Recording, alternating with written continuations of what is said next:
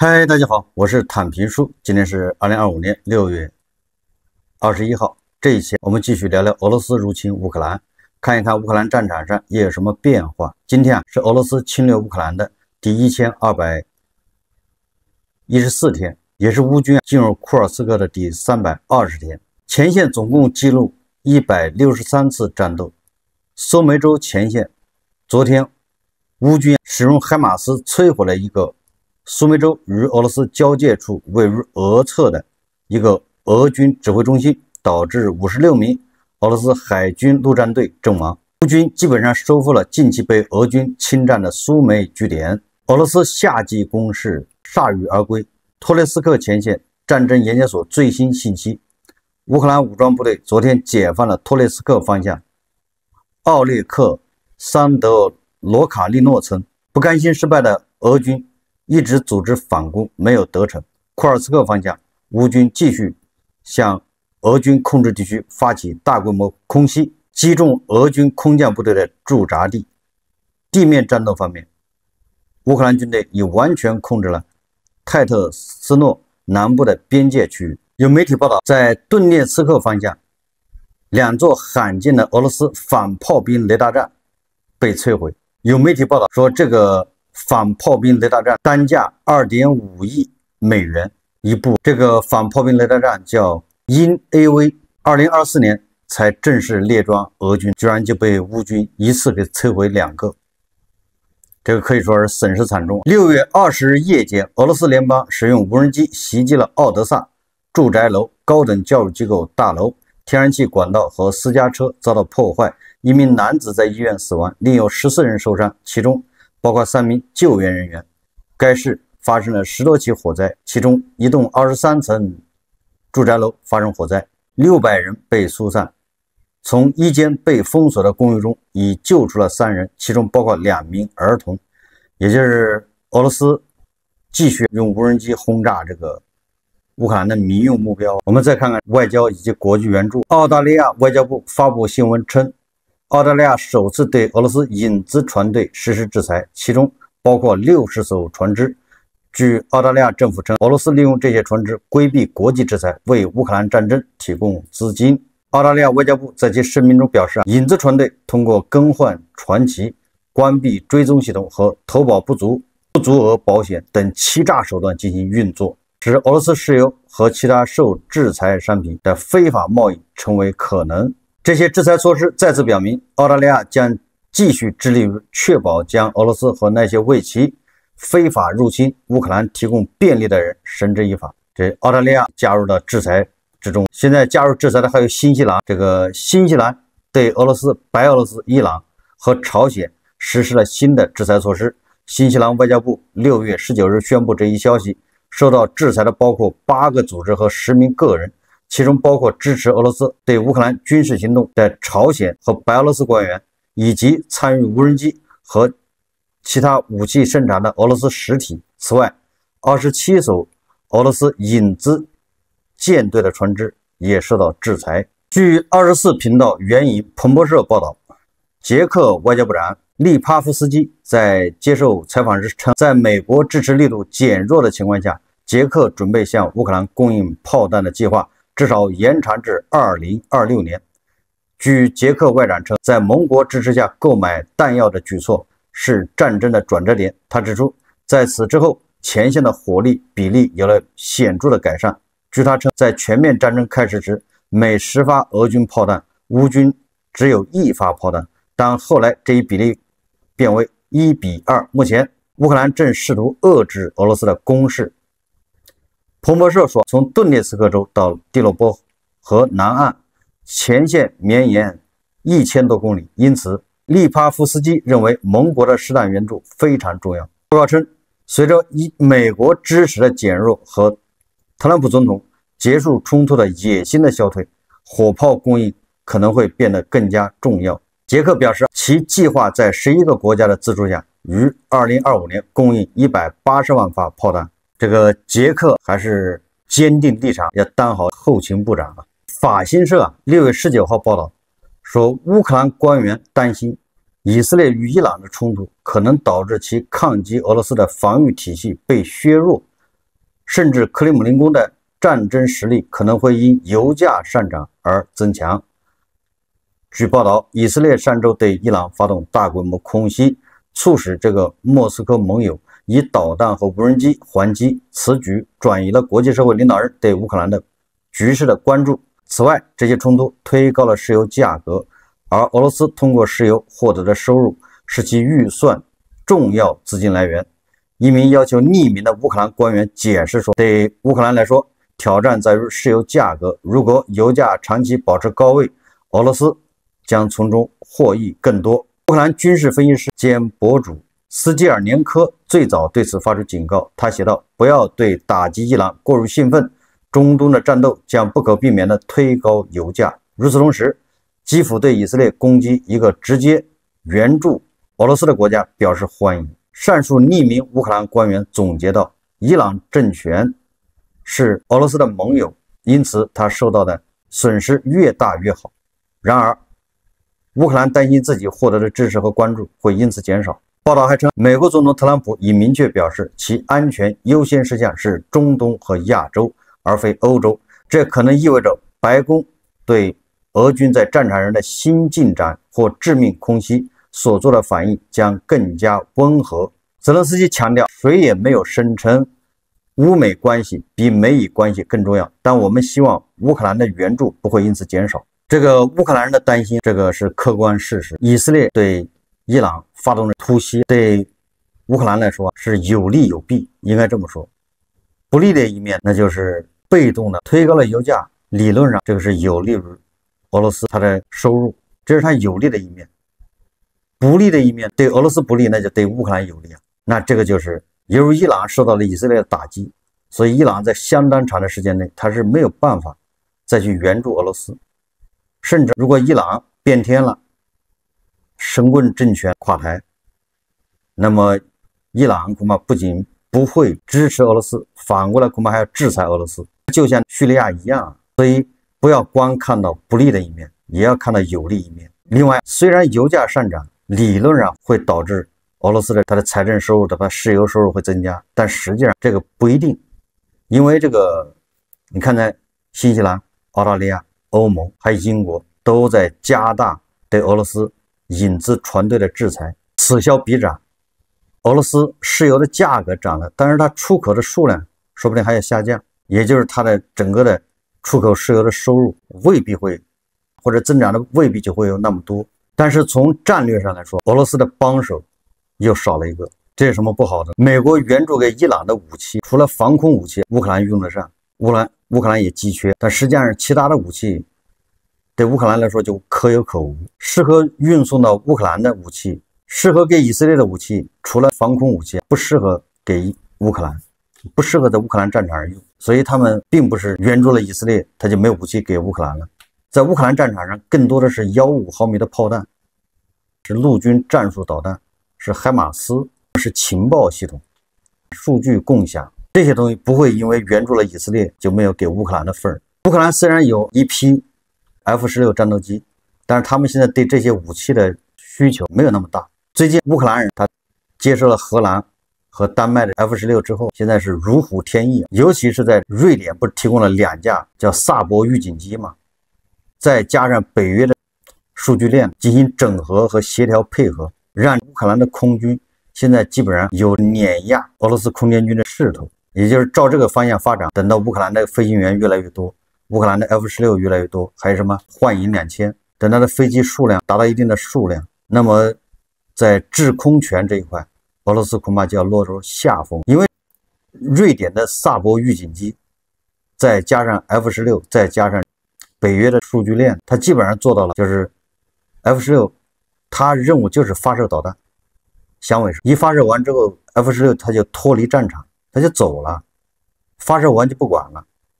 这个俄罗斯还做不到这一点了。所以说最近在库尔斯克是吧，好像连续打下2架苏35战斗机，这个苏联的飞行员恐怕连 F-16在哪儿都不知道，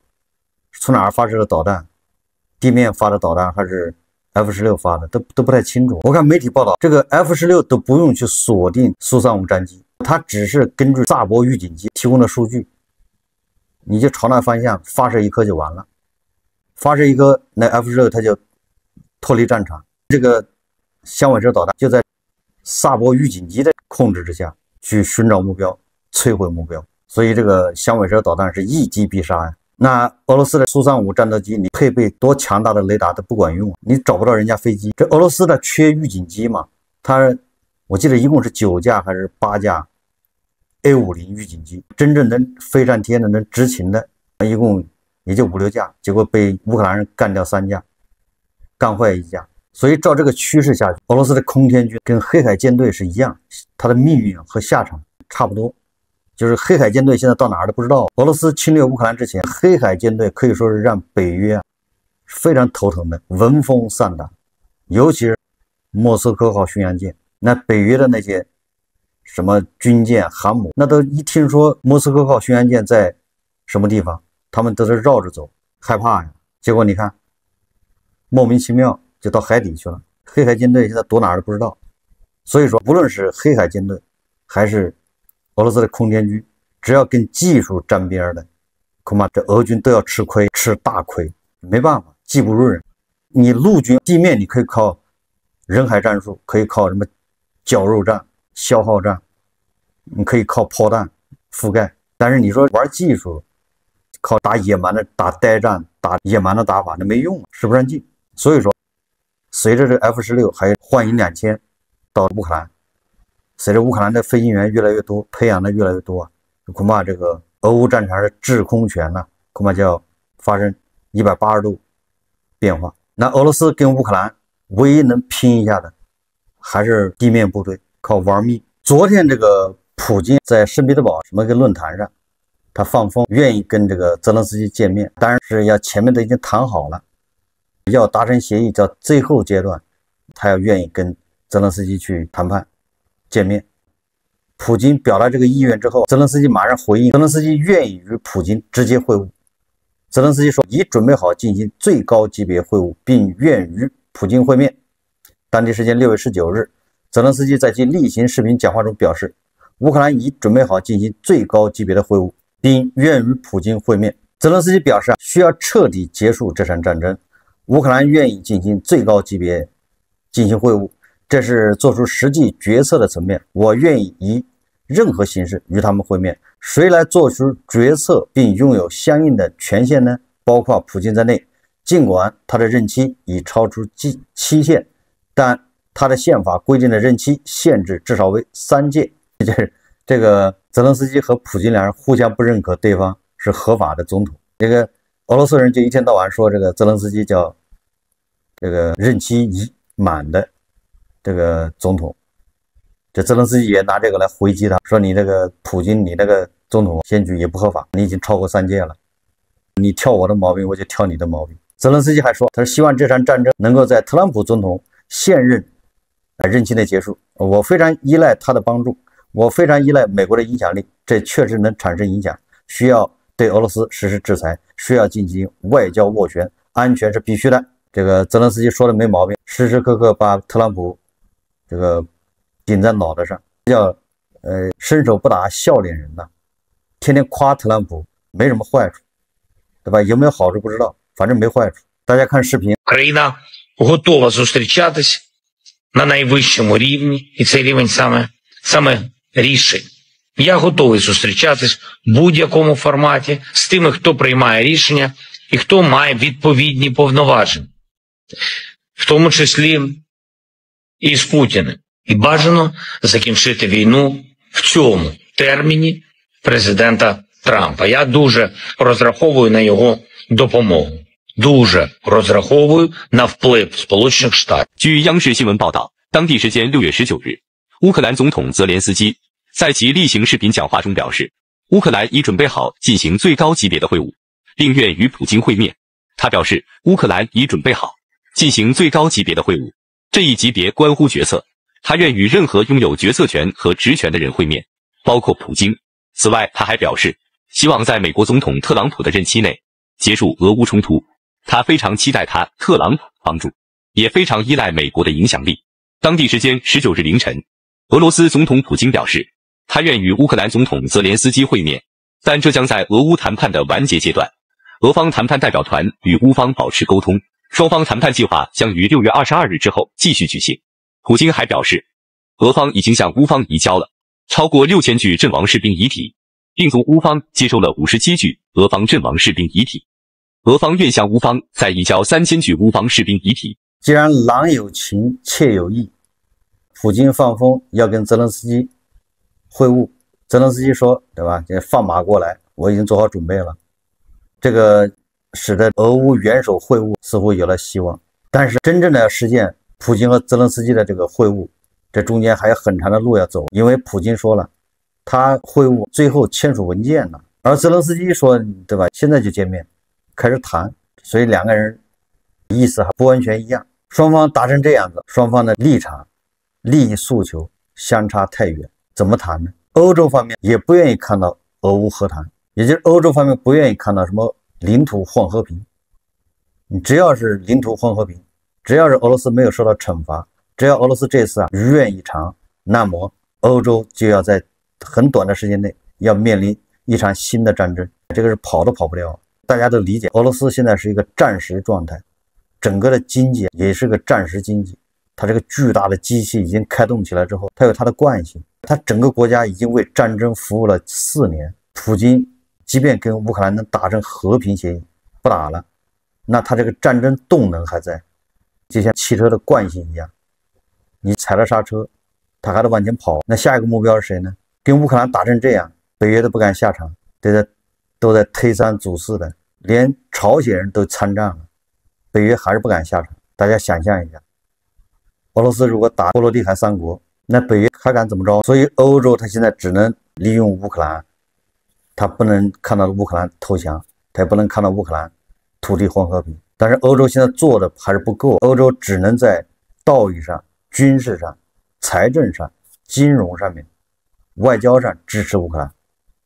但是却不敢军事上面卷入，连朝鲜都比不上，显得有点软弱。另外一个也要注意到，普京为什么放出这个要跟泽连斯基谈判的这个信号，某种程度上也就是给特朗普放烟雾弹。特朗普这2周再2周已经被普京耍得团团转。你看普京现在表态了，我愿意跟泽连斯基当面谈，那特朗普他现在就有了借口不给俄罗斯这什么制裁、什么施压，他就有了不给乌克兰援助武器的这种借口。所以你不能排除普京现在放这个烟雾弹，他是为了迷惑特朗普，到时候再找借口把这个谈判失败、达不成协议，这责任都怪到泽连斯基身上，怪到乌克兰人身上，不就完了吗？普京我是很有诚意要听火的，要追求和平的，所以他这玩的是花活啊。这普京还表示愿意与泽连斯基谈判，但这个俄罗斯只会与合法当局签署合法协议。那意思就是说，到时候你泽连斯基谈判可以，到时候签，你得找一个有合法身份的人来签。你这个任期届满的总统没权利签，你说这不是扯吗？这个普京在圣彼得堡国际经济论坛上发表讲话的时候，他说虽然我们不寻求乌克兰投降，但坚持要求乌克兰承认实地的现实。普京称乌克兰和伊朗的情况不同，什么意思？就是普京现在明确的提出以实际控制线为准，乌克兰你要认清现实，这我已经占下的这个就是我的了，我也不要你投降，说让你无条件投降，让我还没占的地方你也得给我。这就是特朗普，这就是普京让步的地方，以他实际控制线为准了。2个月前普京的要求不是已经占下的是我的，没占下的还是我的，你乌军从那些我还没占下的地方你撤出去，现在他退了一步了。所以说这个预示着俄乌之间的所谓的和谈，那短期是没有办法达成一致的。美国的战争研究所说，他说普京利用与国际记者的会晤，将克里姆林宫长期以来的言论重新注入媒体领域。6月19日，普京在与包括西方媒体在内的国际记者的问答环节中，重申了他的胜利理论、条件反射性控制叙事以及对泽连斯基不合法性的虚假指控。普京还重申了陈词滥调，指责西方违反明斯克协议，挑起乌克兰战争。克里姆林宫历来利用这些叙事为其进攻乌克兰辩护，并阻止西方国家向乌克兰提供进一步援助。佩斯科夫6月18日表示，普京希望直接与国际记者对话，以便向西方观众准确地传达普京和俄罗斯的观点。实际上这就是强盗逻辑，强词夺理，黑白颠倒。明明是俄罗斯，对吧，发动了对乌克兰的侵略，他反过来指控是乌克兰。这个俄罗斯人恐怕连自己说什么他都不知道，他想表达什么意思恐怕他也不清楚。普京一方面说我们并不是要求乌克兰投降，而是要求他们承认目前已经出现的现实，一方面又说，他说俄罗斯一贯主张在不损害其他国家安全的情况下确保本国安全，这是我们坚定的立场。你说这两句话从普京一个人嘴里说出来，那不简直就是一个神经病吗？一贯主张不损害其他国家安全，确保本国的安全。他已经把乌克兰5个州都占领了，有没有损害乌克兰的安全呢？这就是他们的坚定立场。所以说你跟强盗讲道理，那是叫秀才遇到兵，有理说不清。他们只听得懂大炮的声音，打服了就行。所以跟俄罗斯的谈判那也是缓兵之计，不得已而为之。俄罗斯因经济问题补援越来越困难，也就是俄罗斯现在也遇到征兵的问题了。很多人说俄罗斯人口是乌克兰的多少倍多少倍，对吧？乌克兰的人都耗没了，俄罗斯人不在乎。实际上俄罗斯征兵也很困难了。俄罗斯已损失逾100万军人，并将战略资产交换为战术目标。这种不稳固的模式使其在构建武装力量方面面临更大困难，特别是在经济问题日益严重的背景下。这是美国战争研究所俄罗斯问题与地理空间情报组负责人乔治·巴罗斯在接受乌克兰通讯社驻华盛顿记者独家采访时做出了评估。他在华盛顿举行的第13届美乌工作组年度峰会期间指出，目前尚不清楚俄罗斯从哪里再找100万人。俄罗斯的军队组建模式从长远来看并不稳固，因为它依赖以极高薪酬吸引志愿军。巴罗斯指出，现在加入俄罗斯军队可一次性获取超过3万美元的奖金，但俄罗斯经济因这种不稳固的模式在财政和货币宏观经济政策方面正遭遇严重的冲击。据他称，目前战场上总体趋势是俄军每天取得一些小幅的战术进展，他们前进数十米，可能几百米，但这不构成作战级推进。而通常情况下，作战推进应达每日数十公里。然而在这种战术推进中，俄军付出了极大的人员伤亡代价。巴罗斯表示，我们看到俄罗斯指挥部正在做出这样的决策，用相当于作战级别的大量兵力和经济资源来换取乌克兰战场上的战术成果。这个简直是叫高射炮打蚊子，这种消耗俄罗斯能扛得住吗？他还评论了伊朗这一俄罗斯战略盟友的重要性，并指出，如果中东局势严重恶化，伊朗支持可能中断，这对克里姆林宫将是沉重打击。这也是我刚才说的，如果伊朗变了天，那不要看它石油好像涨了一点，实际上对俄罗斯的打击呢就是致命的。巴罗斯指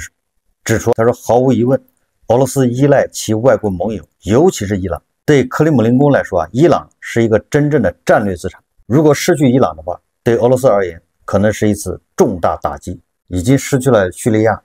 再失去伊朗，如果乌克兰动点办法，乌克兰我认为它的安全局、乌克兰情报局，他们应该想办法对那个朝鲜发动一次打击，很有可能实在不行把那个用来走私司令官的迈巴赫的那个船给它击沉，这都可以。俄罗斯的真正的盟友屈指可数，这真正的敢援助俄罗斯的就是伊朗和朝鲜。伊朗被收拾了，朝鲜再给他来个警告，这对俄罗斯来说可以说是叫灭顶之灾。最后有记者发现，在圣彼得堡这个国际什么经济论坛上，有人向这个普京提问，当问到这个德国总理莫尔茨的时候很多眼尖的记者发现，特朗普、普京肢体语言还有面部表情都发生了变化，也就是明显的可以感觉到，当听到莫尔茨的时候，普京他不由自主的变得紧张僵硬，只好拿笔在他的小本本上一动乱画来缓解他的压力，转移注意力。所以说莫尔茨确实上台以后给俄罗斯人造成了非常大的心理压力。也就是他这个金牛座导弹的这个叫战略模糊性，他也不说不给，他也不说给，他完了之后他说我到时候给了我也不说。